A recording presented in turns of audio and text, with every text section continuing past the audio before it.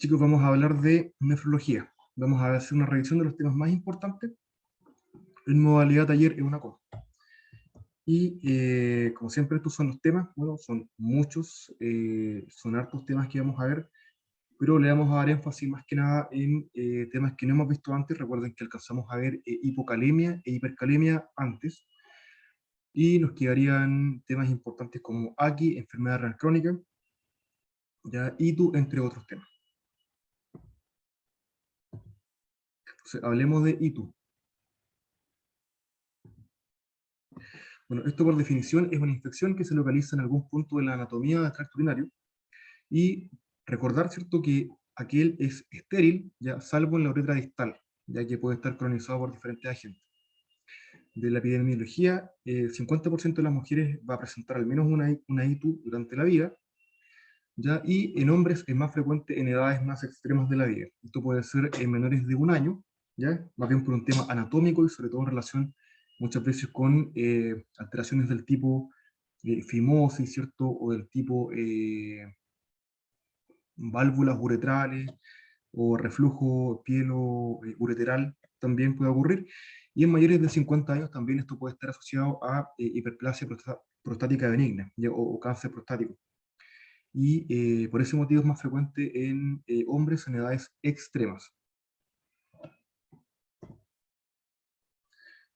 Vamos a hablar respecto a la clasificación. Aquí vamos a tener dos clasificaciones importantes.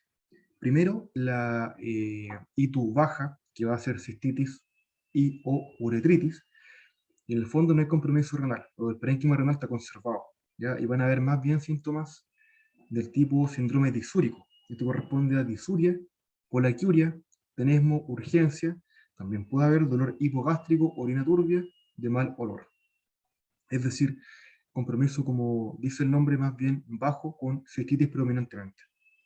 Y también va a estar el tipo una ITU alta, que eso ya hay compromiso del parénquima renal, y esto se le puede añadir, o de hecho se le añade, fiebre y compromiso del estado general. Estos son dos elementos muy importantes. También puede estar presente puño percusión positiva, dolor en la fosa renal, por supuesto, náuseas, vómitos también. Y otra clasificación va a ser que es no complicada o complicada. ¿Esto de qué va a depender? Esto, a diferencia de lo que uno pudiera pensar, no se refiere, por ejemplo, a cuando uno dice hay un absceso renal, es una complicación del ladito, entonces es una ladito complicada. Esa terminología también se usa, pero cuando uno habla de la definición o clasificación de complicada versus no complicada, se refiere a que la ITU no complicada va a ser toda aquella que ocurre en una mujer joven con anatomía e inmunidad conservadas y son causadas por agentes sensibles, ¿ya? Sobre todo del tipo bacilo gram negativo y sobre todo E. coli. Y las complicadas va a ser cualquiera que esté fuera del grupo que dijimos antes. Esto significa cualquier ITU en hombre, ¿ya? O en mujer con anatomía o inmunidad alterada. Y esto conlleva a el tipo de agente que tú vas a tratar. Mientras más alteración de anatomía, ¿cierto? O cuando es presente en un hombre, hay más riesgo de agentes multiresistentes. Esto es lo que significa. Entonces el enfrentamiento cambia y eso lo vamos a ver más adelante. Respecto a la causa, la etiología generalmente es bacteriana, mucho menos frecuentemente son hongos. De las no complicadas que ya vimos, son causadas por agentes sensibles, 70 al 90% van a ser E. coli, y también otros agentes frecuentes que pueden ser Klebsiella, ya, y Proteus. Y en Chile, la verdad es que cuando ustedes lean el tema van a ver que se describe el Staphylococcus saprophyticus con cierta frecuencia, ¿cierto? En diferentes literaturas europeas o estadounidenses. Dice que puede ser un porcentaje más bien elevado de las causas, pero en nuestro país es un agente que es más bien raro, ¿ya? Pero todavía pasa esto que uno lee el tema y aparece la flora descrita de otro país. En nuestro país es una etiología rara. Y de las complicadas, la E. coli es menos prevalente y también hay aumento de la resistencia antibiótica y se pueden sumar muchos otros agentes como por ejemplo Serratia, Enterobacter, Pseudomonas, Acinetobacter, Corynebacterium o Enterococcus. ¿Cuáles van a ser los factores de riesgo? Aquí van a depender de nuevo. Para la ITU no complicada, que recuerden que es para una mujer, ¿cierto? Eh, que tiene una inmunidad, anatomía conservada, van a ser los factores de riesgo: escaso hábito nutricional, esto es muy frecuente sobre todo en estaciones más heladas, ya en invierno. La menopausia también es un factor de riesgo. La actividad sexual. Sabe que esto conlleva un riesgo directo, ¿cierto? Cuando aumenta la probabilidad de que la mujer haga una ITU, sobre todo postcoital. Y está estudiado también que un aseo riguroso, ¿cierto?, post actividad sexual puede también prevenir en muchos casos la aparición de ITU. También constipación es un factor de riesgo muy importante. Ya de repente hay mujeres que hacen ITU recurrente, que son mucho más habituales de lo que uno piensa, y la verdad es que con factores de riesgo controlados, ya, y uno hace educación respecto a esto, muchas de ellas disminuyen dramáticamente la frecuencia de ITU, y muchas veces les cambia también la calidad de vida. Respecto a la ITU complicada, ya hay que pensar en otros agentes distintos, ya como, o otros factores de riesgo. Estos van a ser cuerpo extraño, y esto puede ocurrir en cateterismo a permanencia, en nefrostomías, en presencia de cálculos también. Ya obstrucción del tracto urinario, y esto puede ser por estenosis uretral, puede ser por hiperplasia prostática benigna, tumores o litiasis también. También ocurre en la vejiga neurogénica. ¿Ya? Entonces, como verán, son diferentes cuerpos extraños o alteraciones, ¿cierto?, de la anatomía o también de la inmunidad. Respecto al diagnóstico, vamos a ver que es más bien clínico, ya como sospecha.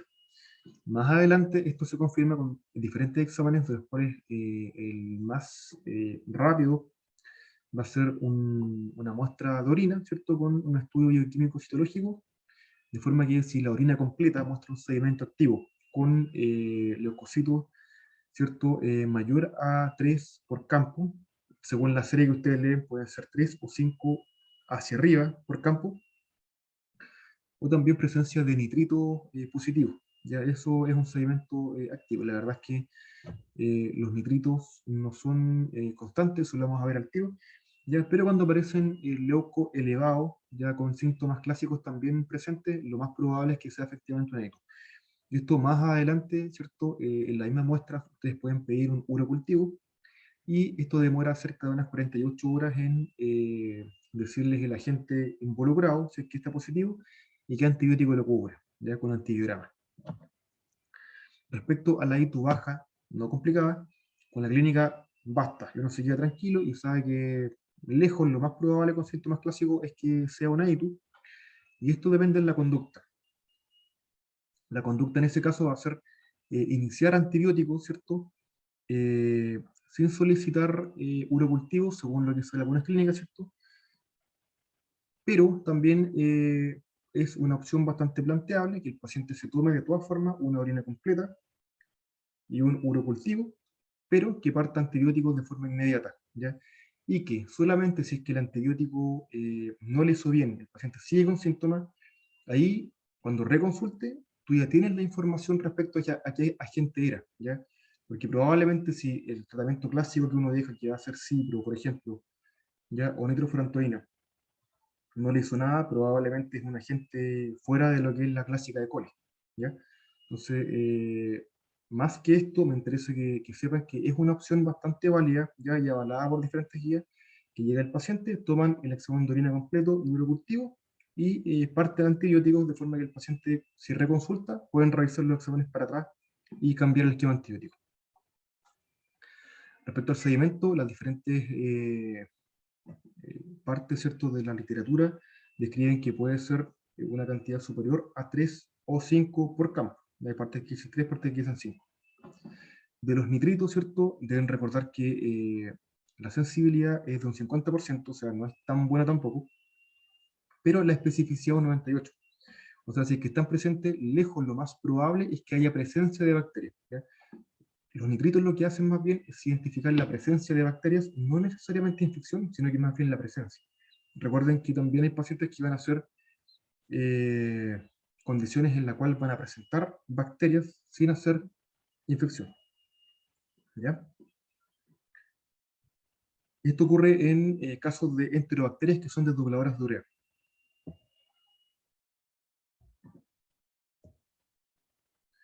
Respecto al urocultivo, es un examen, por supuesto, confirmatorio de la presencia de bacterias, y va a variar su interpretación según el recuento, Esto va a depender si es tomado por orina de segundo chorro o cateterismo o por punción vesical. Si fue tomado por segundo chorro o cateterismo, recuerden que más de 100 unidades formadoras de colonias, eso les va a traducir que es suficiente para hacer un diagnóstico de una ITU alta o baja en mujeres sintomáticas, y un recuento mayor a 1000 ya les va a dar un diagnóstico de una ITU alta o baja en hombres sintomáticos. ¿Ya? Por otra parte, por punción vesical, basta una unidad formadora de colonias, tanto en hombres como mujeres, para hacer un diagnóstico. Estos chicos aparecen en diferentes guías que están más actualizadas, pero sí les quiero hacer hincapié que en la práctica, cuando hay un paciente con síntomas sugerentes, ¿verdad? Y sale un urocultivo positivo, muchas veces uno considera el recuento de forma un poco más secundaria, ya contextualiza al paciente y identificando al agente y un crecimiento bacteriano, tú puedes atribuir que esa es la causa, ¿ya? Así que para que recuerden eso, más que andar recordando algún corte de laboratorio o de alguna guía, ¿ya? Siempre en contexto con el paciente. Esto ocurre sobre todo en pacientes que son, por ejemplo, con alguna enfermedad inmunosupresora o algún tratamiento inmunosupresor, debido a que los pacientes con inmunosupresión pueden elevar, pueden hacer síntomas, ¿cierto? Pueden elevar menos el recuento de blanco o pueden tener menos unidades formadoras de colonias, pero aún así se considera que la causa es el agente identificado. ¿Ya? Entonces, más que recordar la cifra que le estoy mostrando de las diferentes guías, lo que importa es contextualizar y ver que si hay clínica asociada y se rescata una bacteria en la orina, probablemente esa va a ser la causa.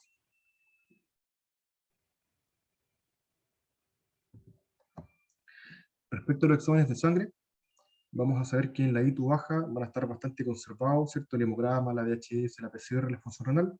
No así cuando hay una ITU alta. Cuando hay una ITU alta, hay una elevación importante de parámetros inflamatorios. De hecho, la pielonefritis es una de las condiciones que más consigue elevar la PCR. Esto PCR de 500, ¿cierto?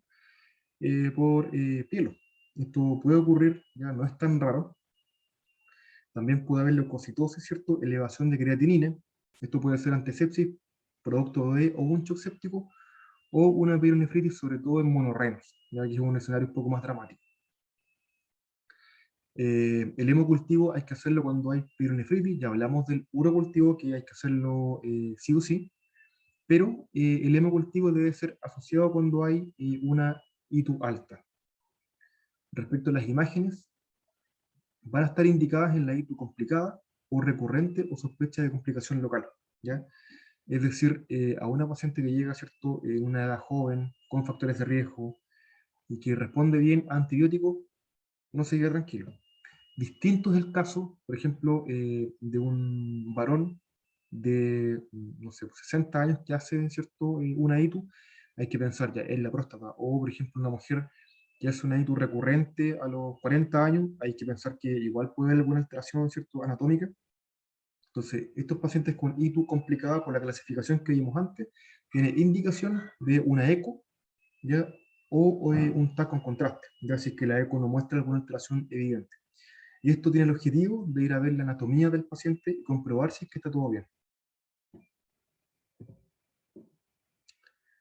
Bueno, respecto a las formas clínicas, son varias. Ya vamos a tener que la ITU no complicada, en la que ya vimos, ¿cierto?, anteriormente, ya les describí, es el caso lejos más frecuente, y repetirles que ocurre en mujeres con agentes típicos, ya sin alteración ni de anatomía ni del estado inmunológico. Después la ITU complicada va a ser toda aquella que no cumpla alguno de los elementos previos, ¿ya? Por ejemplo, si el paciente es hombre, automáticamente se convierte en una ITU complicada, ¿ya? Vamos a ver además que la ITU recurrente es otra forma clínica y ocurre cuando hay más de, o sea, cuando hay 2 o más episodios, perdón, en 6 meses, o cuando hay 3 o más episodios en un año, ¿ya? Y aquí está indicado sí o sí el estudio con imágenes porque algo está ocurriendo ahí, hay que ver qué pasa, ¿cierto? Y lo más probable en muchos casos es que haya una alteración anatómica. Hay que hacer también la distinción entre que cuando tú vas identificando los agentes con los respectivos urocultivos, puedes tener una reinfección o una recidiva o recaída. ¿Ya? La reinfección es cuando es un distinto agente causal, ¿ya? Y la recidiva o recaída es cuando es el mismo agente causal. Y esto ocurre sobre todo, por ejemplo, cuando hay un cuerpo extraño, algún cálculo que está colonizado, ¿cierto? Hay diferentes cosas que, sobre todo anatómicas, que pueden hacer que tú estés almacenando el mismo microorganismo y que no se pueda eliminar bien, de forma que tú tratas al paciente, baja la carga bacteriana, remite un poco el cuadro, pasa el tiempo, los microorganismos se dividen y aparece nuevamente la enfermedad. Ya, eso es un poco lo que puede ocurrir. Bueno, y lo otro que nos faltaba mencionar es la bacteriuria sintomática. ¿Ya? Estos son pacientes que, como dice el nombre, son asintomáticos, pero que el urocultivo es positivo. ¿Ya? Y en el caso de mujeres se requieren 2 urocultivos consecutivos con recuentos sobre 100.000 para hacer el diagnóstico, y en hombres se requiere solamente uno, también con un recuento sobre 100.000. Y en pacientes portadoras de sonda urinaria a permanencia requiere un urocultivo positivo con recuento de más de 100, ¿ya? Tanto con o sin fiebre, pero obviamente que sea asintomático. Recuerden aquí, no se olviden de que hay pacientes adulto mayor que tienen delirium, ¿ya? A veces por causa no identificada. Está tranquilo el paciente, cierto, mayor de edad, y de repente empieza con delirium, y la conducta es buscar desencadenantes del cuadro. ¿Ya? Y dentro de eso hay que descartar la causa infecciosa, y hay que pedir siempre urocultivo. Entonces, si el urocultivo está positivo, ya recuerden que ese paciente no les va a poder mencionar si síntomas o no, ¿ya? Y puede que tampoco lo haya dicho antes, ¿ya? Entonces hay que considerar que esta es una de las causas habituales, una causa frecuente de delirium en pacientes adultos mayores. Bueno, y de estos pacientes solamente algunos casos seleccionados requieren tratamiento. ¿Ya? No todas las bacterias asintomáticas se tratan. ¿Ya? Se va a tratar solo en 3 grupos de pacientes. Y estos son pacientes embarazadas, ya porque tienen mayor riesgo de parto prematuro, pacientes trasplantados renal, por supuesto, y pacientes que se van a someter a procedimientos urológicos, ¿ya? Porque tienen más riesgo de infección y colonización al momento de la cirugía. Respecto al tratamiento de la ITU baja, ¿cierto? No complicada, vamos a tener que las principales opciones hoy en día son ciprofloxacino, 500 miligramos cada 2 horas por 3 días, ya nitrofurantoína, macrodantina, 100 miligramos cada 8 horas por 5 días. Y hay otras opciones que van a quedar descritas, pero lejos de las principales son las dos que ya vimos. También se pueden emplear cotrimazosol, cefadroxilo, ¿ya? Y siempre hay que estar pendiente de la flora que está presente en el lugar que trabajamos, porque el cipro tiene esta cualidad que va haciendo resistencia con el tiempo. Y los pacientes, recuerden que la E. coli es una de las causas principales, van haciendo igual resistencia, ya con los meses y con los años, al cipro, de forma que cuando un antibiótico ya tiene una resistencia de cerca de un 10%, uno debería cambiarla, ¿ya? Y esto habitualmente ocurre como en ciclos, ¿ya? Yo cuando me formaron a mí, hace varios años atrás ya, me hablaban de que no era ideal ocupar cipro porque había resistencia, ¿cierto?, a nivel comunitario. Sin embargo, el tiempo fue pasando y como se deshabituó el ciprofloxacino, esa resistencia bajó. ¿Ya? Entonces siempre tengan presente que pueden tener al menos una batería de 2 antibióticos que recordar bien, por si uno le empieza a hacer resistencia, cambiarse al otro y después más adelante intercambiar los demás. Respecto a la ITU alta, ya esto requiere un poco más días, pueden ser de 10 a 14 según la evolución del paciente, a veces puede ser inclusive menos, puede ser 8 días, ya, pero como estrictamente en regla, ya 10 a 14 días. Ahora hay estudios que muestran que tú con cierta evidencia puedes dejar menos antibióticos. Hay una corriente que se llama tra tratamientos más cortos son mejor, ¿ya? Shorter is better. Y esto lo que significa es que tú puedes, si el paciente lo permite y está inmunológicamente sano, puedes plantear dejar menos días antibióticos si es que la evolución es favorable y el paciente se recupera de forma rápida. Y esto va a ser con ceftriaxona, 2 gramos al día, y ciprofloxacino es otra opción, ya que pueden ser 500 miligramos cada 12 horas, o 400 miligramos cada 12 si es que está hospitalizado y quieren hacerlo de forma EVE. Estos pacientes recuerden que pueden hacerse tratamientos ambulatorios, ya perfectamente se pueden inyectar ceftriaxona en el CEFAM, ¿cierto?, en los diferentes SAPU, y si es que el paciente persiste sintomático, ya, o está muy apremiado, ¿cierto?, o no puede hacer este tratamiento de ir todos los días, puede quedar hospitalizado, o también si está haciendo, por supuesto, un shock, o se hipotensó, o está muy hipovolémico, ahí ustedes pueden considerar hospitalizarlo de inmediato, pero hay un grupo de pacientes que andan muy bien, ya si están estables, inyectándole la ceftriaxona, se van para la casa, vuelven al día siguiente, y así los pacientes van a preferir mucho más esta opción a estar hospitalizado, y también es más eficiente en el tema de uso de cama. Recordar que la nitrofurantoína se puede emplear más bien para ITU baja, pero no para ITU alta, ya porque no llega al parénquima renal, ya, la nitrofurantoína. Entonces no es una buena opción para, de hecho, no es una opción ya para ITU alta. ¿Ya? Y de la ITU recurrente, ¿cierto? Además de tratar cada evento, ¿ya? Pueden quedar con profilaxis que puede ser de dos tipos, puede ser postcoital o continua. La postcoital es un poco menos agresiva la profilaxis y se emplea con ciprofloxacino o con demoxazol fuerte o nitrofurantoína macrolantino comprimido posterior al acto sexual. Eso es todo. Más un aseo, por supuesto, importante de la zona.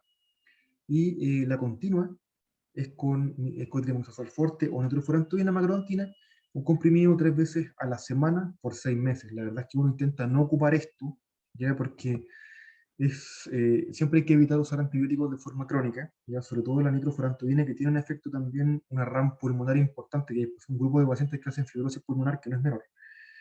Por ese motivo, siempre la postcoital y los hábitos de vida y medidas generales van a superar con creces cualquier tipo de profilaxis con antibióticos. Pero cuando eso queda insuficiente, hay que avanzar de todas formas a la profilaxis antibiótica. Este tema, hipercalemia, ya lo vimos en una clase anterior, ¿ya? Así que voy a saltarlo. Hipercalemia, hipocalemia, recuerden que las dos les entran en la prueba, ¿cierto? Hiponatremia. Ya vamos a ver desórdenes del sodio. No sé si hay alguna pregunta hasta ahora. No por mi parte, Doc. Ya, entonces vamos a avanzar con las disnatremias. ¿Ya? Partiendo por la hiponatremia, vamos a ver que la definición es cuando hay un sodio que está por debajo de 135 milimoles por litro, ¿ya? O mil equivalentes por litro, y esto debe ser entendido como una enfermedad que es más bien una alteración del agua total a que la pérdida de sodio. Generalmente, siempre esto corresponde más a un desorden de la cantidad de agua, ¿ya? Y el sodio se va diluyendo o se concentra, una u otra. Esto es altamente prevalente, ya el 10% de los pacientes hospitalizados la presentan, esto es como globalmente. Pero si uno va a cada unidad distinta, el porcentaje cambia. En pacientes de medicina o sala básica va a haber cerca de un 5 o un 10% perfectamente, pero en la UTI ya puede llegar a ser un 20%, ya, y en UCI casi la mitad, un 50%. Entonces, como dice el tercer punto, a mayor gravedad del paciente, más chance de presentarlo. ¿Ya? Mayor prevalencia en las UTI como en las UCI. Respecto a la clasificación, tenemos varios tipos, ya aquí todos son importantes. Tenemos una que es según la severidad, leve, moderada, severa, leve de 130 a 135, y después va bajando de 5 en 5, moderada llega hasta 125 y severa bajo 125. Aquí probablemente el más importante es el tiempo de evolución, ¿ya? Que va a ser que la aguda es de menos de 48 horas y la crónica es de más de 48 horas. Y esto es muy importante porque el manejo es distinto de una o de otra. Después va a ser con volumen plasmático disminuido, conservado o aumentado. Y también esta es otra muy importante, si es, según su clínica, sintomática o asintomática. Después vamos a ver, ¿cierto?, la etiología según la bulimia. Esta es probablemente el cuadro más importante casi del tema cuando uno lo estudia. Y lo que dice es que para investigar la causa, que siempre hay que buscar la causa de la hiponatremia más que tratarla ciega, es que hay que fijarse en el volumen del paciente, ¿ya? Y esto se emplea sobre todo con parámetros clínicos. Si el paciente, ¿verdad?, ustedes lo ven que está hipovolémico, ¿cierto? O está hipotenso, ¿cierto? O hacen la prueba de elevación de extremidades inferiores, que es básicamente elevar las extremidades inferiores, ¿cierto? Y si el paciente le sube la presión y le baja la frecuencia cardíaca con eso, está respondiendo a un aporte de volumen que corresponde a la sangre que baja por gravedad desde las piernas levantadas hacia el resto del cuerpo. Y si responde a eso, clínicamente es porque el paciente responde a volumen y probablemente le falte volumen también. También van a haber pacientes que perfectamente van a estar euvolémicos y otros pacientes que van a estar hipervolémicos, que van a tener signos de la fobia, ¿cierto? Edema, extremidades inferiores a veces o también superiores, de forma que esto es muy, muy importante para la causa. Respecto a las causas con hipovolemia, vamos a ver que hay una disminución, ¿cierto?, del nivel de agua, pero va a haber una disminución aún mayor del nivel de sodio, ¿ya? Por ese motivo el sodio baja. Esto puede ser por pérdidas, ¿ya? Pérdidas de líquido y de sodio, que se van a deber a pérdidas que pueden ser renales o no renales, ¿ya? O extrarrenales.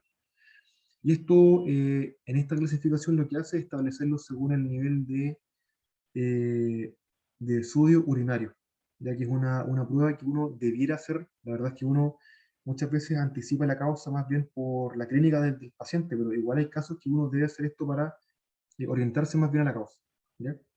Pero generalmente con la clínica basta, ¿ya? Las pérdidas renales van a ser aquellas que ocurren cuando hay diuréticos en exceso. Esto es una causa habitual. Hemos tenido varios pacientes nosotros en la UTI con sodio, hemos tenido sodios de 115, ya 117, por uso crónico de hidroxiclorotiazida. Y a veces a los pacientes igual se les enseña que si tienen más edema, pueden tomar un poquito más de la pastilla, en el fondo, en vez de, no sé, en vez de un cuarto media, ya ellos usan la dosis solo. Y lo que esto produce más adelante es que hay un grupo de pacientes que eliminan demasiado sodio. Eso puede ser una causa. La otra puede ser déficit de mineralocorticoides, que es una causa más rara, ya síndrome perdedor de sal, que es otra causa rara que ocurre harto en pacientes que están con algún tipo de traumatismo encefalocraneal, por ejemplo. ¿Ya? Otras enfermedades más raras del tipo acidosis tubular, raro. También ocurre en la diuresis osmótica. ¿Ya? Esto es muy frecuente en los pacientes con diabetes. Pacientes con diabetes, recuerden que los túbulos, el túbulo proximal es el encargado de reabsorber la glucosa, ¿cierto? Y es capaz de reabsorber hasta un umbral de 180, ¿ya? Miligramos por decilitro. Cuando el paciente tiene un nivel de glicemia que es más elevado que eso, ya no, el túbulo no la puede reabsorber, y toda esa glucosa que no se reabsorbe por los túbulos sigue, ¿cierto?, esa glucosa y arrastra mucho líquido, ¿ya? Entonces se genera una diuresis osmótica que es muy cuantiosa y que arrastra muchos electrolitos también. Y el paciente va haciendo hiponatremia y va haciendo también hipocalemia, ¿ya? Y eso va a ser cuando el sodio urinario sea mayor a 20, porque está con pérdidas de sodio a ese nivel. Y si el sodio urinario es menor a 10, tú ya puedes decir que el paciente tiene alguna pérdida que no es renal. Esto puede ser por vómitos, por diarrea o por tercer espacio. El tercer espacio va a ser cualquiera que genere, por ejemplo, no sé, alguna colección grande o algún derrame, ¿cierto? Pleural o ascitis. Eso es el tercer espacio. Entonces, como ven, la clínica es bastante evidente acá. Si hay un paciente con diarrea, tú ya vas a saber que la causa va por ahí. Después los pacientes euvolémicos, ¿cierto? Como dice el nombre, generalmente igual van a ser todos un sodio urinario sobre 20, pero ya es raro llegar a pedirlo en este motivo. Y puede ser por déficit de glucocorticoides, ya como el caso de pacientes que interrumpen abruptamente los corticoides, ¿cierto?, tomados de forma exógena. También puede ocurrir en hipotiroidismo, ¿cierto?, en estrés físico o emocional por mucha liberación más que nada de ADH a nivel central. Ya puede ser por diferentes drogas. Hay muchos medicamentos que pueden producir este efecto. Ya el paracetamol es uno de ellos, para que sepan. Y aquí lejos, la causa principal de esto va a ser el síndrome de secreción inadecuada de ADH, ya que hay muchas enfermedades que hacen que tú produzcas más ADH de lo que necesitas, y eso produce una reabsorción continua de agua a nivel de los túbulos colectores mediante canales de acuaporina.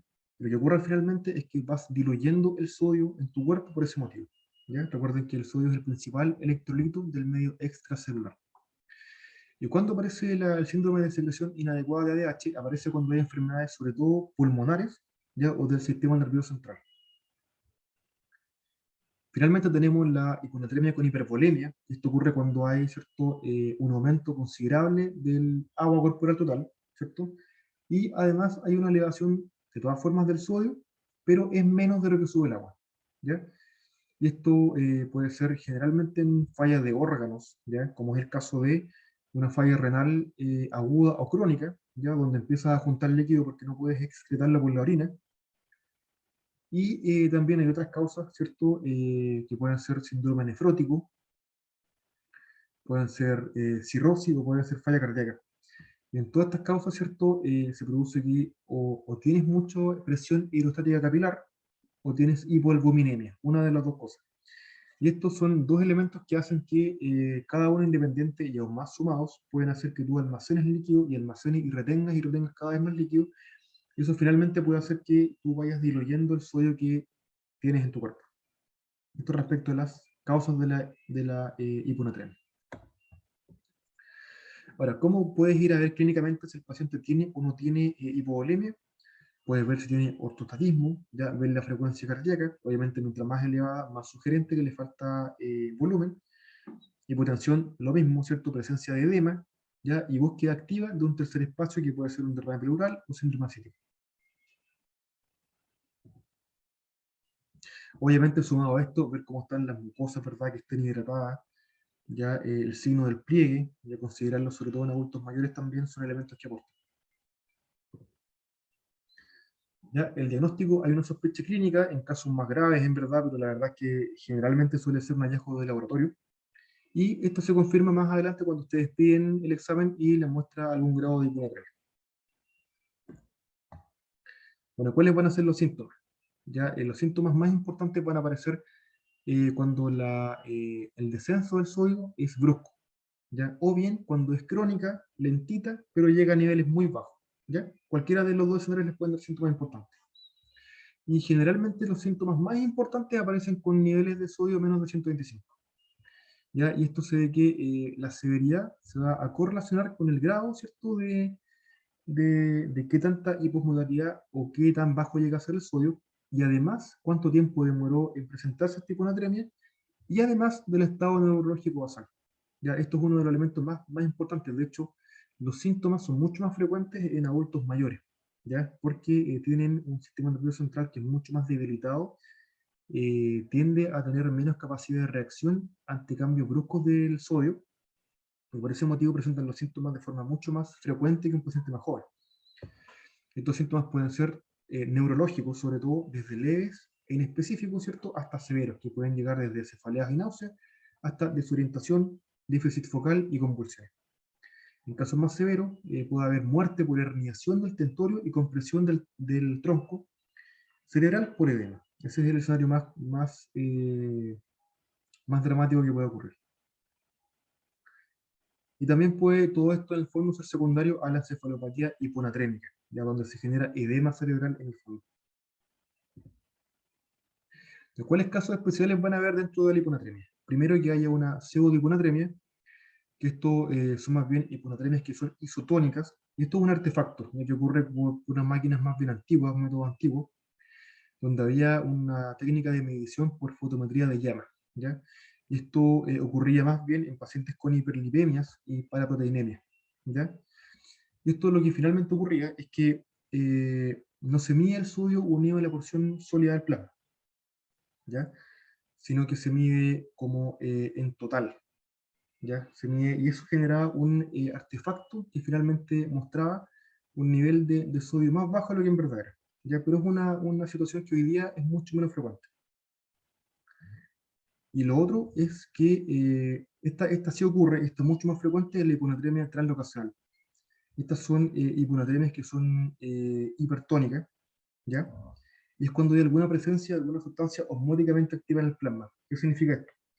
¿Ya? Por ejemplo, si hay el típico caso de, aquí van a haber dos casos frecuentes, que son cuando uno emplea manitol, ya que no es frecuente en el medio de medicina interna o sala básica.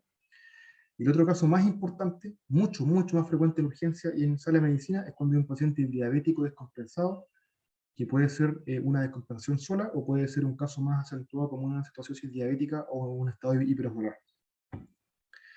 Finalmente lo que ocurre es que cuando hay, por ejemplo, un paciente con mucha glucosa en el torrente sanguíneo, esto tiene un efecto osmótico, y ahí ese efecto osmótico hace que trae agua, ¿cierto?, desde el intracelular al extracelular y se lo lleva al torrente sanguíneo, ¿ya? Por este motivo, el sodio que ya estaba presente ahí se va diluyendo, porque llega más agua, ¿ya? Y eso finalmente produce una hiponatremia translocacional, ¿ya? Y como es más que nada por un exceso inicialmente de glucosa, tú cuando la vayas corrigiendo, debes saber que el nivel de sodio te va a cambiar después y requiere hacer algún tipo de corrección. Y la corrección que se hace es de la siguiente forma. Cuando la glicemia es sobre 100 miligramos por decilitro, se le suma 1,5 miliequivalentes por litro por cada 100 miligramos de glucosa. ¿Ya? Por ejemplo, ya un sodio de 150 que tenía con glucosa de 200, tú corriges esto ya, y sabes que el sodio real es más alto. ¿Ya? El sodio real es más alto. Y finalmente te va a dar, ¿cierto? Un sodio corregido de 151,5. Ese es un ejemplo. Esto en verdad es poco lo que varía, pero recordar que hay pacientes que llegan de repente con glucosas de 600, 700 inclusive, también pueden producirse alteraciones mucho más significativas del sodio, entonces hay que corregirlo para saber cuál es el nivel real de sodio. Bueno, respecto al tratamiento, vamos a ver que depende de tres cosas en verdad. ¿Ya? Primero, hablar antes que nada de la causa. Aquí va a depender mucho de la causa y debe ser corregida siempre que sea posible. ¿Ya? Después va a depender, ¿cierto?, de los síntomas, ¿ya? Y hay que saber que todo caso sintomático de hiponatremia requiere una corrección aguda hasta que deje de ser sintomático. Eso es lo que significa esto, ¿ya? O sea, es una emergencia tratar rápidamente los síntomas de la hiponatremia para estabilizar al paciente. Y aquí hay diferentes formas de hacerlo. Las formas que yo les puedo sugerir son 1 ml de suero hipertónico de NaCl al 10% por cada kilo de peso. Por ejemplo, paciente que pesa 100 kilos, ya ustedes le pasan 100 ml de una solución al 10% y esperan. ¿Cuánto esperan? Esperan 2, 3 minutos para ver si el paciente dejó de ser sintomático o no. Esto es muy importante en pacientes, por ejemplo, que están haciendo convulsiones o que están letárgicos, ¿cierto? Ahí tú puedes obtener una respuesta bastante rápida. En casos de hiponatremia crónica, debe ser corregido máximo 0,5 miliquivalentes por hora, ya con un máximo de 8 miliquivalentes al día. Ya, y eso es una cosa que hay que ir viendo en el transcurso del día. Ya, cuando tú pasas este vuelo que dijimos antes, tú después tienes que ir haciendo controles seriados para no pasarte, ¿cierto?, del rango de seguridad. Este es un rango de seguridad en el cual, si tú traspasas el rango de seguridad, va a ser más síntomas, ¿cierto? Y puede generar más daño todavía y puede ser peor. Y en la hiponatremia aguda, ya hay que saber que pueden corregir como máximo 1 miliequivalente por litro hora, es decir, el doble que en los casos crónicos, ¿ya? Y el máximo llega a ser mucho más alto, llega a ser de 12 miliequivalentes por día. A nivel de la bulimia, hay que saber que si el paciente está hipovolémico, hay que hacer un aporte idealmente de suero fisiológico o hipertónico. Generalmente con fisiológico basta. Después, los pacientes normovolémicos, basta con restricción de agua libre. Ya, esto es el clásico ejemplo, esto es muy importante en pacientes que hacen secreción inadecuada de ADH. Ya, para esos pacientes que generalmente hacen hiponatremias leves, que son, por ejemplo, de 132, 130, tú le dejas restricción de agua libre, más bien restricción de líquido en muchos casos, con, por ejemplo, 500 ml por día. Entonces tú le vas restringiendo el agua y el paciente solito ya va estabilizando sus niveles de sodio hasta ser normales, pero toma tiempo, esto es lento y puede tomar perfectamente 3, 4 días. Ya no es algo inmediato. Y finalmente, cuando hay hipervolemia, eso igual es con restricción de agua libre y considerar diuréticos de asa, ¿ya? Esto básicamente responde a que si el paciente está con hipervolemia, no hay que pasarle más volumen, ¿ya? Entonces tú restringes el agua libre porque está con hiponatremia y le pasas diuréticos de asa porque la furosemida tiene esta capacidad en la cual elimina más agua que sodio. Elimina más agua que sodio. Entonces llegas al balance con este motivo. ¿Ya? Y como consideración general, los trastornos agudos se corrigen de forma rápida y los trastornos crónicos se corrigen de forma lenta. Ya, antes de ver las preguntas, me interesa bien hacerles una síntesis del tratamiento de la hiponatremia, que es una parte que a veces se torna complejo sin realmente serlo. ¿Ya? Primero, identificar si es que el paciente tiene hiponatremia por una secreción inadecuada de ADH, que en un caso es el más frecuente. Si es así, le dejan restricción de agua libre, ¿cierto? Y dejan al paciente solito y en el transcurso de 3-4 días debiera normalizar. Ese es el punto 1. ¿Ya? Si con eso no responde, la otra alternativa, ¿cierto? Es ya dejar un suero fisiológico, ¿ya? Eso puede quedar como de mantención, ya 1 ml por kilo por hora, ¿ya? Y esto también genera una alza, ¿cierto?, del sodio hasta que se empieza a equilibrar y nivelar, y eso sumado al manejo de la causa suele estabilizar el paciente en niveles constantes de sodio. Y si esto tampoco funciona, ustedes pueden sumarle furosemida a este paciente, ¿ya? Si es que nada ha respondido. Esos son como los 3 escalones, ¿ya? Primero, solamente restricción de agua. Segundo lugar, aportar fluido fisiológico. Y en tercer lugar, ¿cierto? Sumarle a esto diuréticos de ácido, ¿ya? Esto es como lo que generalmente, esto es lo que responden todos los pacientes. Si no responden al escalón 1, lo harán con el 2 y con el 3, ¿ya? Y obviamente si hay pérdidas de volumen, el paciente está hipovolémico, tienen que ir automáticamente, ¿cierto?, al paso 2, que era dejar suero fisiológico al paciente. Vamos a ver algunas preguntas. Pacientes de 68 años de edad sufren un traumatismo encefalocraneano y grave con formación de un hematoma subdural, que es manejado quirúrgicamente. Evoluciona unos días después con compromiso de conciencia, por lo que se pide un TAC de cerebro de control que es compatible con un edema cerebral. ¿Qué alteración electrolítica es más probable como causante del cuadro de este paciente? Bueno, esto como lo comentamos, ¿cierto? Esto va a ser hiponatremia, ¿ya? Esto es un cuadro que es bastante frecuente. Recuerden que eh, en este paciente pueden haber dos causas. Puede haber una síndrome de secreción inadecuada de ADH, y también puede haber una encefalopatía perdedora de sodio, ya que es una enfermedad que no lo van a ver ustedes en medicina interna, pero cuando hay algún tipo de traumatismo importante, ya el paciente empieza a eliminar sodio, ya de manera muchas veces masiva, ya con una poliguria muy significativa. Esto, más bien, el diagnóstico de esto es clínico. Son pacientes que después de un traumatismo de un TEC empiezan con, por ejemplo, 5 litros de orina por día, o 7. He visto pacientes con 12 litros de orina por día, ya una poliguria de 12 litros. Entonces es más bien clínico, ¿ya? Es distinto al paciente que orina normal, ¿cierto? Orina, no sé, por ejemplo, 1500 por día y se repone los 1500 en forma de suero, y es algo más normal. Generalmente un paciente con poliguria muy acentuada va a ser una encefalopatía perdedora de sodio, y el paciente con una diuresis que es más conservada, más normal, sin hipotensión, sin hipotensarse por la poliguria, va a ser un paciente con exceso de ADH nomás, ¿ya? Así que eso es uno de los elementos para que lo tengan presente.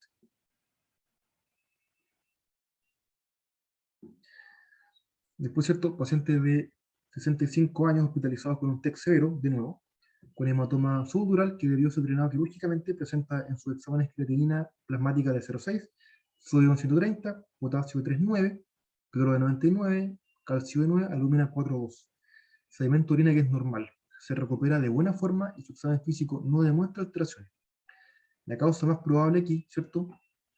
Vamos a ver, como les había mencionado anteriormente, que es un síndrome de secreción inadecuada de ADH, ¿ya? Porque no hay, ¿cierto?, una poliuria importante, el sodio bajó a niveles bastante leves. Ya uno puede ver que con la encefalopatía perdedora de sal, que es el diferencial de esto, uno puede ver sodios mucho más bajos, 120, ¿cierto? Pero cuando llega a un nivel de 130, 131, 129, eso es más o menos el rango en que se mueve la secreción inadecuada de ADH, ¿ya? Y siempre va muy asociada a las preguntas de hiponatremia con los TEC, ¿ya? Y otras enfermedades que también las pueden hacer son las enfermedades pulmonares. Esto ocurre porque las neuronas, ¿cierto?, que producen ADH van a ser neuronas que son provenientes de la cresta neural, ¿ya? Entonces se entiende que cuando hay alguna enfermedad cerebral, ¿cierto?, o encefálica, se produzca este exceso, pero las células pulmonares también pueden producir ADH, porque los neumocitos tipo 2 también provienen de la cresta neural, entonces tiene más bien como un origen embriológico, ¿ya? Por este motivo, tanto las enfermedades cerebrales como pulmonares, ambas, ¿cierto?, cada una por separado, pueden producirle secreción inadecuada de ADH. El paciente con antecedentes de insuficiencia renal crónica, en etapa predialítica, con exámenes que son sodio 130, ¿ya?, potasio en 4,7, cloro en 99, se encuentra en buenas condiciones y su examen físico es normal. Aquí el tratamiento más adecuado para su hiponatremia, ya vamos a ver aquí que el mismo que le dije anteriormente, hay una secuencia que ustedes van avanzando, que es restricción de agua libre, ¿ya? Si no responde con eso, suero fisiológico, y si no responde con eso, avanzan a diuréticos de ACE. ¿Ya? Y siempre con tratamiento, si es que se puede, la causa. ¿Ya? Vamos a hablar de hipernatremia. Esto es básicamente lo opuesto a lo que vimos antes, con un sodio que se excede el límite superior hasta 145. ¿Ya? Y vamos a ver que también hay una tabla bien parecida a la que vimos antes, pero haciendo el comparativo con la tabla anterior. Vamos a ver que esto puede ser en contexto de que haya una pérdida de agua y sodio, pero una pérdida mayor todavía de agua con un sodio corporal bajo. Y aquí también pueden haber pérdidas renales o no renales, ¿cierto? De nivel renal pueden ser diuresia osmótica, acuosa. La verdad es que son causas bien parecidas a la otra, pero en cierto grupo de pacientes ocurre que estas pérdidas de líquido se produce más una pérdida de agua que de sodio. En la hiponatremia, esta misma parte de la tabla es idéntica, pero hay pacientes que van a perder más sodio que agua. Estos pacientes pierden más agua que sodio y depende más bien de cada paciente. ¿Ya? La segunda parte del esquema, sí, la gran enfermedad que ocurre acá, ¿cierto? Las pérdidas renales son más bien cuando son del tipo de diabetes insípida, ¿ya? Recuerden que haciendo la comparativa con el otro cuadro, en hiponatremia eovolémica, la principal causa es una secreción inadecuada de ADH, o sea que produces más ADH de lo que corresponde. Cuando estudias la hipernatremia, hay un paciente que está eovolémico, estamos hablando de un paciente eovolémico, ya en este grupo esta parte de la tabla, este grupo de pacientes de acá, vamos a ver que hay un déficit ya de ADH. ¿Ya?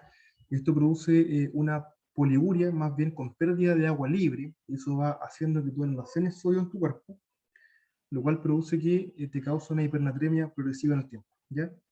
Y cuando esto es a nivel renal, ¿cierto? Es lo que dijimos recién, una diabetes insípida, pero cuando es una causa no renal, estamos en el contexto de cuando el paciente pierde agua libre por otra vía que no es renal, que puede ser generalmente pérdidas insensibles, ¿ya? Y esto ocurre mucho en pacientes que son grandes quemados, ¿cierto? Que tienen una superficie corporal muy extensa, afectada. Recuerden que la piel es impermeable, entonces la piel mantiene el líquido en su lugar.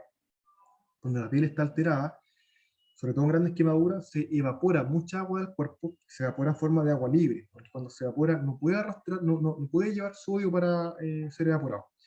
Entonces, de esta forma, el agua se evapora, el sodio queda y el paciente empieza a hacer hipernatremia. Esto igual ocurre cuando el paciente, por ejemplo, en casos no de quemadura, sino que en pacientes no quemados, ocurre cuando hay cirugías grandes. Cuando hay cirugías grandes, muchas veces ocurre que hay pacientes que pueden estar en alguna laparotomía extensa, ¿cierto? Durante 5 horas o 6 horas. O pacientes, por ejemplo, en cirugía cardíaca. Estas grandes cirugías con el paciente, ¿cierto? Con una pérdida de indemnidad de la piel por la incisión quirúrgica, hace que se evapore, ¿cierto? Mucha agua y el paciente vaya haciendo hipernatremia, y esto generalmente en los pabellones va siendo corregido por los anestesistas. ¿Ya? ¿Y por qué se considera con agua normal? ¿Ya? No sale con esas palabras aquí, pero este bloque considera pacientes eovolémicos, porque el paciente cuando tiene un aumento del sodio, rápidamente se activa el centro de la sed. ¿Ya? Y, y cuando esto ocurre, el paciente toma agua, ¿cierto? Y se nivelan otra vez los niveles de sodio. Entonces siempre está ese juego en que pierdes agua libre, haces hipernatremia, te da sed y tomas agua y vas reponiendo. ¿Ya? Y finalmente, en el otro nivel, que vamos a tener pacientes que son con retención de sodio, estos pacientes muchas veces con hiperaldosteronismo primario, ¿cierto? Un síndrome de Cushing, diálisis hipertónica, estos son más bien aportes de sodio, ya son pacientes que generalmente también van a tener un aumento de volumen, ¿cierto? Van a ser hipervolémicos, pero generalmente más que todo lo que está acá, para recordarlo más rápidamente, van a ser aportes de volumen con sodio. Generalmente esa es la causa, ¿ya? Aumentos de volumen con sodio. Bueno, ¿cuál es el tratamiento de esto? Esto va a depender mucho de la volemia, ¿ya? Similar a lo que vimos antes. Si un paciente que está con hipovolemia, ¿ya? Y que está con hipernatremia, lo que le falta a ese paciente es agua libre o algún suero hipotónico, ¿ya? Esto ocurre mucho, ocurre muy frecuente en los pacientes con diabetes descompensada que llegan con sodios a veces de 155. Esos pacientes tienen que ser, no siempre, pero sí muchas veces reanimados con sueros hipotónicos, ¿ya? 0,45%, o muchas veces con sonda nasogástrica y agua libre en varios días, para ir reponiendo a nivel normal de sodio. La euvolemia generalmente esto va a ser causado por diabetes insípida y es tratado administrando agua libre, ¿ya? Y también, o sea, ese es el manejo en agudo. El manejo crónico viene a ser reponer la ADH que el cuerpo no produce de forma de desmopresina, que hay soluciones, ¿cierto?, en forma de puff nasales. El paciente se puede llevar el medicamento para casa y puede suplir esa falta de ADH con estos puff. Y cuando hay un paciente con hipernatremia, con hipervolemia, ahí hay que hacer un juego. Ya tú pasas agua libre para estabilizar el nivel de sodio y sobre eso dejas diurético que pierde más, diuréticos idealmente de ácido, que pierde más agua que sodio. Pero ese suele ser un balance que cuesta un poco más llegar. Hay que ir jugando con las dos medidas hasta que uno alcanza a compensar el cuadro. Aquí no hay ninguna receta así como puntual. Hay que ir viendo paciente a paciente. ¿Ya? Y esto también va a depender de la velocidad de instalación y de la causa, por supuesto. Aquí lo que me interesa, ¿cierto?, de la hiponatremia y la hipernatremia es entender que cuando hay una alteración que ocurre de forma aguda, la corrección tiene que ser hecha de forma aguda. Cuando es crónica, hay que hacerla de forma crónica. Siempre identificar la causa en torno a los esquemas, ¿cierto?, de volemia, del torno de hipovolemia, euvolemia o hipervolemia. ¿Ya? Y recordar que una cosa es el manejo inmediato y otra cosa aún más importante es corregir la causa. ¿Ya? Esos van a ser los pilares principales de lo que yo al menos les voy a preguntar en la respectiva prueba. ¿Ya? No sé si hay dudas, consultas o avanzamos a aquí. Yo creo que alcanzamos a ver un tema más ahora.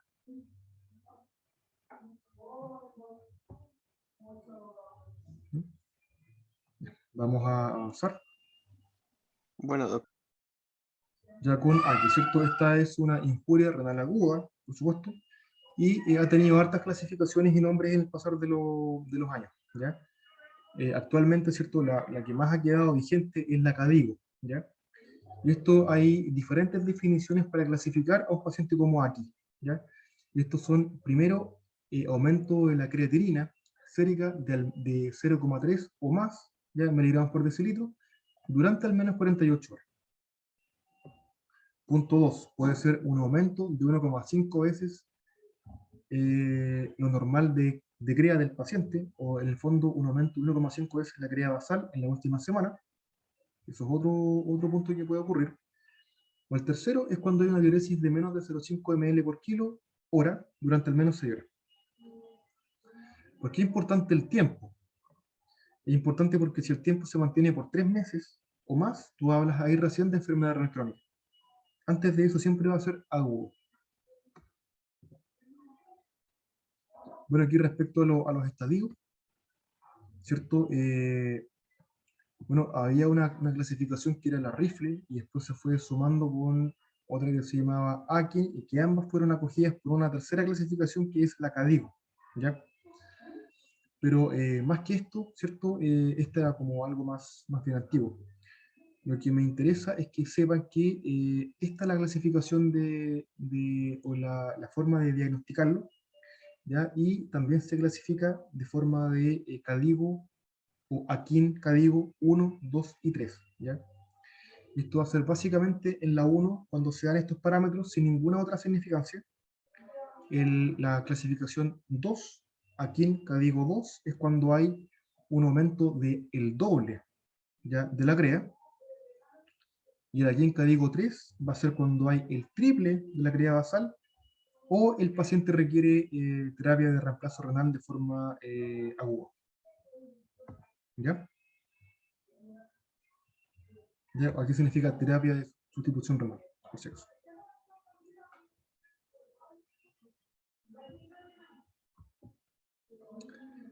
Y aquí van a haber diferentes causas de la AKI. Vamos a ver que la AKI puede ser perirenal, puede ser renal o posrenal, ¿ya?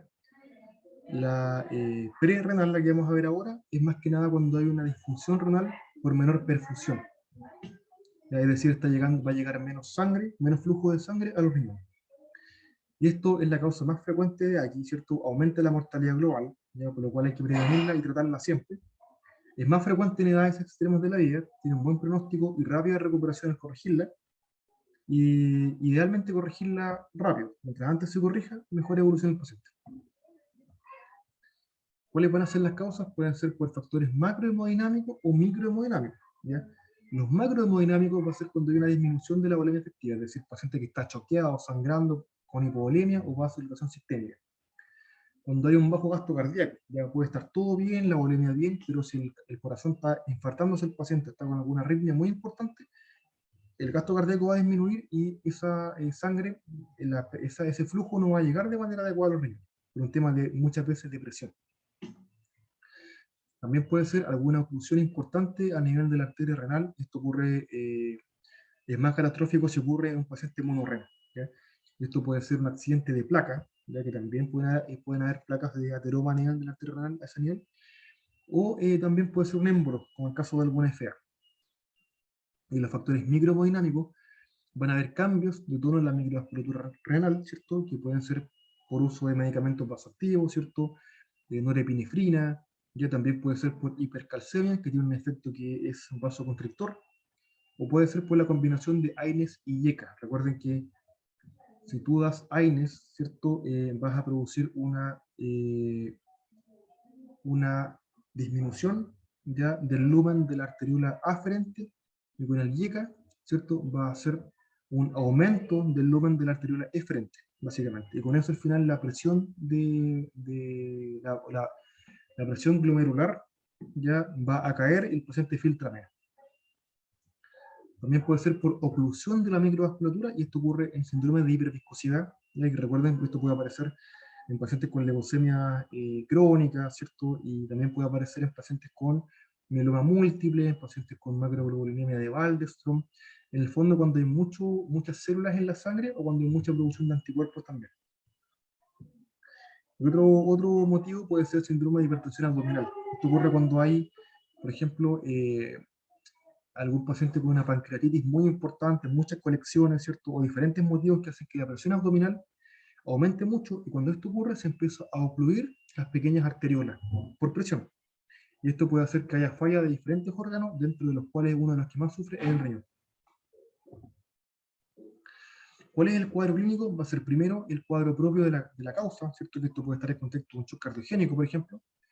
Y los otros van a ser el cuadro propio de la aquí, pre-renal. Esto puede producir oliguria, ya que esto es menos de 500 ml de producción por día, o anuria, menos de 200 de producción de orina por día, con orina que va a ser mucho más concentrada, ¿cierto? Y sumado a esto, las complicaciones propias de la insuficiencia renal.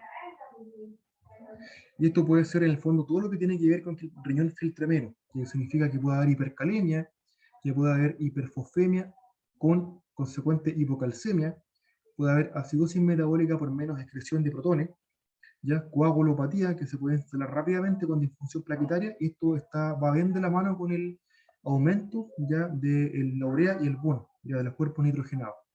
También puede haber más adelante mayor propensión a infecciones, causa un cierto grado de inmunosupresión en la urea elevada, y también el síndrome urémico con todas las cosas que conlleva, que puede ser cierto dolor abdominal, ya puede ser anorexia, pero esto es mucho más importante en pacientes, por supuesto, con enfermedad renal crónica. Bueno, el tratamiento está orientado a la corrección del factor causal, ¿ya? Y el manejo de las complicaciones de la insuficiencia renal.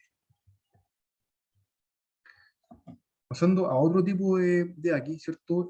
O antes de avanzar, como resumen, este va a ser el paciente, el aquí prerenal que está choqueado, que está con hemorragia, que está con falla cardíaca, ¿cierto? O entre otras cosas, y que tú lo identificas rápidamente, y hay un elemento que no lo puse acá, pero que uno, dentro de la bioquímica, una de las cosas más importantes es que tú le pides los exámenes, ¿cierto?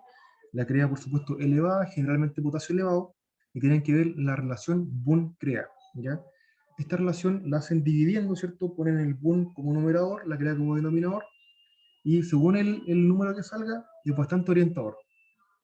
Si sale un número por sobre 18, tú puedes decir con mayor probabilidad que hay una retención de cuerpos nitrogenados, y eso ocurre muy frecuentemente en la X prerrenal. O sea, en el fondo, traduciendo, si el boom CREA es mayor a 18, es altamente probable de que el paciente curse con una X prerrenal, ¿ya? Pero si está con menos de eso, mientras menos sea, es menos probable que sea una X prerrenal, y es más probable que sea una X renal parenquimatosa. Cuando identificas, ¿cierto?, el X prerrenal, lo tratas rápidamente con volumen, ya puede ser Ringer, puede ser fisiológico, y el paciente responde bastante bien, y también obviamente va a responder a la corrección de la causa. Si era, por ejemplo, una arritmia importante y tú la paleteas en caso necesario, uno de los elementos principales a ir a ver es si el paciente empezó a orinar o no, si empezó a tener nuevamente diuresis. Recuerden que los pacientes choqueados es frecuente que hacen oliguria, y cuando ya el shock se va corrigiendo, el paciente nuevamente recupera función renal y empieza a orinar de nuevo. Aquí en la X parenquimatosa vamos a ver que hay una disminución de la función renal por lesión parenquimatosa intrínseca, ¿ya? Esto puede ser el caso, por ejemplo, de una pielonefritis perfectamente, pero tendría que ser bilateral o única en riñón en un paciente monorreno. Ya, las causas principales, ¿cuáles van a ser? Van a ser la necrosis tubular aguda, esta puede ser tóxica o isquémica, puede ser vascular o con glomerulonefritis, ¿cierto? Y la nefritis tubular intersticial, que es como el caso más bien de la pielonefritis, ¿ya? Vamos a partir por la necrosis tubular aguda, ya que esta puede ser cuando hay injuria tubular, que es lo que lleva a que haya una disminución de la función. Esta puede ser isquémica o por toxina, ¿ya? La isquémica es una de las más frecuentes y ocurre cuando hay una X prerrenal, pero que se mantiene en el tiempo, ¿ya? Recuerden que el riñón es un órgano que tiene mucha capacidad de adaptación, y cuando hay, ¿cierto?, algún grado de hipotensión, por ejemplo, el riñón es capaz de sacrificarse, ¿ya?, para que el resto del cuerpo sí tenga perfusión sanguínea, pero eso tiene un límite de tiempo, ¿ya? Y mientras más tiempo pase, generalmente algunos días, el riñón empieza a sufrir, por supuesto, por esta disminución de irrigación y perfusión, y se afecta. Y se produce más adelante una perpetuación del daño, ¿ya? No es como estas creatininas de 1,5 o 2 que tú le pasas volumen y rápidamente bajan. Si tú demoras mucho en darle volumen, esa creatinina de 2, tú le pasas volumen, pero después igual sigue subiendo a 2,5, 3, 3,5, pasa un buen tiempo, se estabiliza a veces con ese nivel y después baja, ¿ya? No hacen esas espigas que hacen las renal corregir rápido, ¿ya? Y también puede ser un daño tubular por toxina, y esto puede ocurrir por diferentes compuestos. Puede ser por droga, sobre todo con medicamentos, ciertos antibióticos, vancomicina o aminoglicosio. Puede ser por medios de contraste, esto igual es muy frecuente y ocurre después de las 48 horas del contraste. Puede ser daño y toxicidad directo por algunos compuestos como la mioglobina, que es muy tóxica a nivel renal, por metales pesados. Puede ser también por una causa metabólica. Aquí es importante la hipercalcemia, que produce mucho daño renal intrínseco. Por ejemplo, los pacientes con mieloma tienen muchas causas por las cuales hacen daño renal, pero una de las principales es que la hipercalcemia daña a los túbulos. También puede ser otra causa importante acá, la inmunoglobulina de cadena lineal. ¿Ya? Y sumado a esto, ya puede ser por cristales de urato y oxalato. Bueno, ¿y cuál va a ser la clínica de esto? Va a ser el cuadro propio de la causa, ¿cierto? Y también va a haber unos síntomas propios de la X renal intrínseca, que van a hacer que en la etapa inicial se instauran los síntomas, ¿cierto? Generalmente hay una disminución de la producción de orina hasta en la mitad de los casos, pero no siempre. Hay pacientes que orinan normal, perfectamente, y de repente les sube la CREA igual y sigue subiendo. Y esta fase puede durar hasta 2 semanas, ya que puede haber oliguria, anuria hasta la mitad de los casos.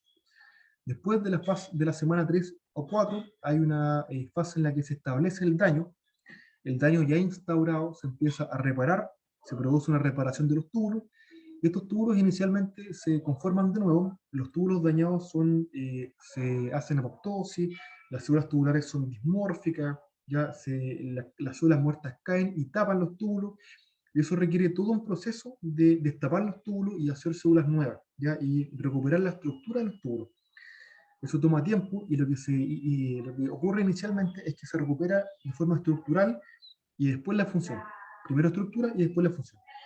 Y como se produce esto, hay una fase en la que los túbulos están instaurados, pero muy disfuncionales y pierden la capacidad de concentrar la orina. Como esto ocurre, hacen poliurias que pueden llegar a ser muy severas, de 8 litros, 7 litros por día, y esto puede durar perfectamente 2 semanas más, ¿ya? O más. Y finalmente la recuperación puede tardar, la recuperación completa, máxima que pueda llegar el paciente, puede demorarse meses y puede ser solo parcial, puede nunca recuperar la capacidad inicial que tenía el paciente. Y lo otro es que es frecuente que en pacientes oligoanúricos, a veces uno puede intentar reponerle volumen y volumen y volumen. Cuando uno llegó tarde, el paciente, como está oligonúrico y tiene mucho volumen, se congestiona y también puede quedar con edema, ¿cierto? Y otras consecuencias de los estados hipervolémicos. Bueno, ¿cuáles van a ser algunas de las diferencias? Primero, de la prerrenal, ¿cierto? El riñón está todavía íntegro, intenta compensar. Recuerden que el riñón normal, ¿cierto? Lo que hace es que cuando hay poco volumen en tu cuerpo, intenta concentrar la orina para almacenar la mayor cantidad de volumen que pueda, ¿ya? Por ese motivo, produce poco volumen de orina, va a producir una baja eliminación de sodio, porque intenta reabsorber el sodio, esto ocurre a nivel de los túbulos distales, intenta reabsorber la mayor cantidad de sodio que pueda, porque el sodio a la vez mantiene el agua dentro del cuerpo, ¿ya? Entonces produce poca orina y reabsorbe mucho sodio. Esto lleva a una orina con alta osmolaridad, ¿ya? Y en cambio, cuando hay necrosis tubular, es decir, una injuria renal intrínseca, ¿ya? Cuando se demoró demasiado en reanimar, se produce orina, pero se produce orina de mala calidad, ¿ya? Con un volumen de orina que es normal o excesivo, con alta eliminación de sodio por baja capacidad de concentración de la orina y por ende con baja osmolaridad, ¿ya?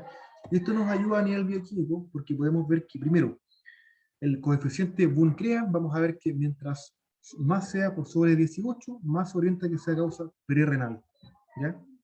Otras partes salen en vez de 18, sale 20, por cierto, ¿ya? Y mientras menos sea, más orienta a que es renal o posrenal, ¿ya? Hay otros elementos importantes, que por ejemplo en la prerrenal, el sodio urinario es de menos de 20, porque el paciente reabsorbe el sodio dentro del cuerpo, intenta no eliminarlo, ¿ya? En cambio, la necrosis tubular aguda, el sodio urinario es más elevado, porque el riñón pierde esa capacidad para reabsorberlo a nivel tubular. La osmolaridad, ¿cierto? Está muy acentuada en la prerrenal, porque el riñón aún conserva su capacidad de concentrar más la orina, ¿ya? Aún conserva esa capacidad, versus la necrosis tubular aguda, donde el riñón pierde esta capacidad, no puede concentrar la orina y finalmente la orina sale mucho más diluida, ¿ya? También está el FENA, que en verdad ya es menos empleado. Con estos dos elementos principalmente uno puede orientarse bastante bien a ver cuál es la causa. Y aparte que también la clínica es muy orientadora. ¿Cuál es el enfrentamiento? ¿Ya? Bueno, aquí no les puse en más hincapié la postrenal, pero la postrenal es básicamente cuando hay cualquier obstrucción, ¿ya? Que esto es mucho más frecuente en los hombres, cuando la próstata está aumentada de tamaño, y ahí lo que se corrige finalmente es con una sonda, ¿ya? Y eso va de la mano con toda la clínica que hace el paciente de retención urinaria, dolor, ¿cierto? Pélvico, ¿cierto? Disfunción renal, una crea que va ascendiendo, los cuerpos nitrogenados también, pero menos que con la prerrenal, ¿ya? Y después tú sondeas al paciente y anda bien. Y evacúas mucha orina, hay que evacuarla con mucho cuidado para no causar hematuria, ¿cierto? Y por ese motivo, el enfrentamiento, cuando hay un paciente que está con falla renal, digamos, de nueva aparición, hay que considerar, ¿cierto? Si hay una oligoanuria, hay que dejar sonda Foley, ¿ya? ¿Por qué motivo? Porque tú con eso ya descartas que hay una obstrucción, ya que eso a veces uno puede olvidarle a los pacientes de más edad, y lo otro es que te ayuda a llevar un balance hídrico estricto, ¿ya? Son muy pocos los pacientes en los cuales tú, que son más jóvenes y son más cooperadores, tú puedes pedirle que ellos te vayan contando, ya cuánto, o sea, que vayan contando la orina a ellos, ¿ya? Y cuando están hospitalizados estamos hablando. Pero generalmente, ante casos de oligonuria y pacientes que la crea la subiendo, es coherente dejarles una sonda por el menor tiempo posible. Ya hay que pedir también exámenes para corroborar las cosas que ya vimos, ¿cierto? Pedir exámenes de orina y exámenes de sangre también. Ya una eco renal puede ser muy importante porque si te muestra una dilatación de la vía urinaria, eso ya te corrobora que hay alguna obstrucción en alguna parte. ¿Ya? Por otra parte, si hay riñones que son atróficos, tú te orientas más a pensar que es una enfermedad renal crónica, y que no es aguda, sino que esto viene de mucho antes. Y esto es importante porque hay muchos pacientes que llegan a consultar urgencia y llegan con creatinina de 3. Tú no sabes, tú dices, esto es crónico, esto es nuevo, y puedes revisar atrás, ¿cierto? En los exámenes, en los historiales de SASUR, por ejemplo. Y si ya la creas de 3 de antes, no queda duda. Pero si la crea era más baja, puede ser progresión de la enfermedad renal crónica o puede ser aguda sobre crónica. ¿Ya? Y lo otro es muy importante, si tú le dejas volumen al paciente, el paciente rápidamente mejora, es un AGI prerrenal. ¿Ya? Por este motivo se establece que el diagnóstico definitivo de un AGI prerrenal viene a ser si responde o no responde a volumen.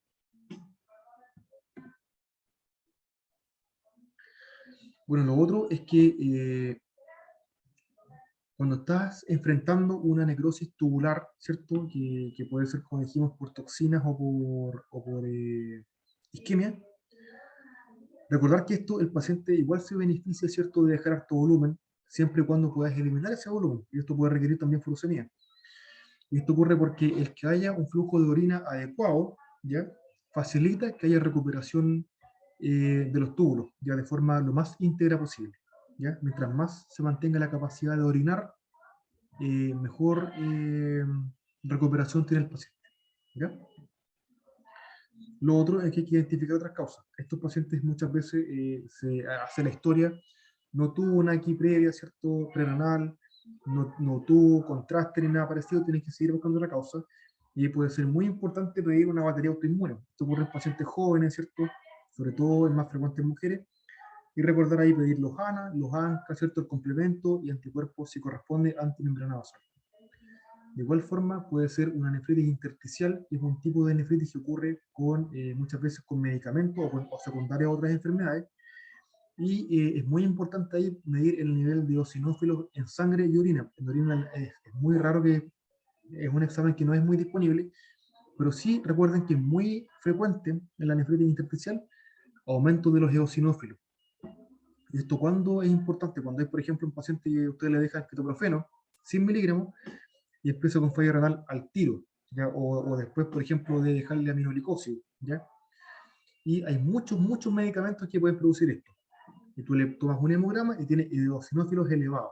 Es como una reacción alérgica a nivel renal, poco menos. Y si tú lo sospechas y tienes los eosinófilos elevados, tú ya tienes la evidencia, ¿cierto?, de que puede ser esto, interrumpes el medicamento y la recuperación va a empezar a ocurrir en la medida que interrumpas el medicamento principalmente causal. Ya, y a nivel vascular, ¿cierto? Considerar que hay pacientes que pueden tener una causa vascular como alguna estenosis de la arteria renal, algo parecido, pero eso es más raro en verdad y tiene mucha menos implicancia que los elementos que dijimos antes. ¿Cuál es el manejo en general de estos pacientes? Primero, medidas generales, ¿verdad? Como ya dijimos, evaluar si el paciente puede o no aumentar el aporte de volumen, si ya está hipervolémico, no hacer un exceso, manejar la enfermedad de base, ya un balance hídrico, por supuesto, adecuado, una ingesta que mantenga al paciente alimentándose. Un control de peso es muy adecuado para ver de forma objetiva si ha retenido más líquido o no. Por supuesto, una nutrición adecuada, protección gástrica, porque estos pacientes tienen un poco más de chance de hacer úlceras gástricas importantes. Control de fósforo y de calcio, ya que el calcio empieza a bajar por aumento del fósforo, puede requerir aporte de calcio. De igual forma, control de la coagulación y hematocrito, ¿ya? Tratamiento de la acidosis metabólica, de la hipercalemia y ver las indicaciones de diálisis. ¿Ya? Esto es muy preguntable, yo creo que uno de los elementos más importantes igual que deben recordar, ¿cuándo indicar la diálisis en agudo? ¿Ya? Y esto ocurre en pacientes que están con hipercalemia y que es refractaria a manejo médico, ya cuando hay acidosis refractaria a manejo médico, cuando hay una sobrecarga de volumen, y no responde obviamente a manejo médico, ya afección de órganos secundarios a uremia, por ejemplo, un paciente con un BUN de 150, 100, muchas veces ya empieza a hacer encefalopatía, está más lento, y a esto se le puede asociar pericarditis, entre otras cosas. Lo otro es sobredosis de droga dializable, ya que puede ser litio, vancomicina. ¿Ya? Y otra causa importante que aquí no está, pero que cada vez es menos empleado por esto, es hipertensión refractaria a todo. ¿Ya? Y eso es más bien en los pacientes que ya se dializan, ¿ya? Y que están anúricos y que están con un sobre, ¿cierto? Una hipervolemia muy importante. Entonces acá, un paciente sufre una caída de caballo. Vamos a ver algunas preguntas. Resultando con una herida en la pierna izquierda que sangra de manera abundante antes de ser adecuadamente tratada. Evoluciona con oliguria y malestar general, por lo que recibe 2 litros de suero fisiológico por vía endovenosa. Al día siguiente mejora parcialmente la diuresis, pero se controla la creatinina ya de 3,3. En su exámenes de orina destaca un sodio urinario de 5, verdad que eso es poco, un potasio urinario de 20 y una modalidad urinaria alta. El diagnóstico más probable es, aquí lo principal es que hubo una hemorragia. ¿Ya? Entonces hay que pensar que esto es prerrenal, y el paciente consulta, ¿cierto? Y después el día siguiente mejora la diuresis, pero la CREA está en 3,3. No teníamos un nivel previo, tenemos solo 3,3. Pero tenemos dos elementos que son más importantes, que destaca, ¿cierto? Un sodio urinario que es bajo, ya, o sea, el paciente retiene sodio de forma adecuada, y la osmolaridad es alta, o sea, el paciente tiene preservada la capacidad de concentración de orina. Entonces, esto es, ¿cierto? Una AQI prerrenal, que es la alternativa de más arriba. ¿Ya? Otra pregunta. El paciente sufre caída de altura con fractura expuesta de ambas piernas, con importante hemorragia. Ingresa al hospital donde recibe cristaloides, AINES y antibióticos endovenosos y luego se reducen las fracturas en pabellón. Evoluciona con oliguria y elevación de la CREA hasta 3,8. Se mantiene con suero fisiológico, logrando presiones cercanas a 110,70. O sea, ya se compensó desde el punto de vista del volumen que le faltaba. 2 días después reinicia la diuresis normales, pero la creatinina plasmática se eleva a 4,2. Aquí lo más probable es una AQI renal intrínseca, ya que el paciente ya estuvo, ¿cierto?, eh, con una hipovolemia, recibió además AINE, ¿cierto? Esta pregunta va con un poco de trampa, porque recuerden que además tuvo fractura expuesta y que antibiótico endovenoso, en este caso, ya estos pacientes van con aminoglicosis. Es parte del esquema de la fractura expuesta, ¿ya? Y con gentamicina. El paciente recibió AINES, recibió gentamicina y estuvo además hipovolémico, ¿ya? Así que tiene un riesgo elevado de hacer necrosis tubular, ¿cierto? Aquí queda corto que sea por AINE, necrosis tubular aguda, ¿cierto? Me parece a mí. Trombosis renal no, ya. Entonces aquí, ¿cierto? Tenemos que tener, que existen diferentes motivos por los cuales este paciente puede hacer necrosis tubular aguda, ya que puede ser por motivos tóxicos e isquémicos a la vez.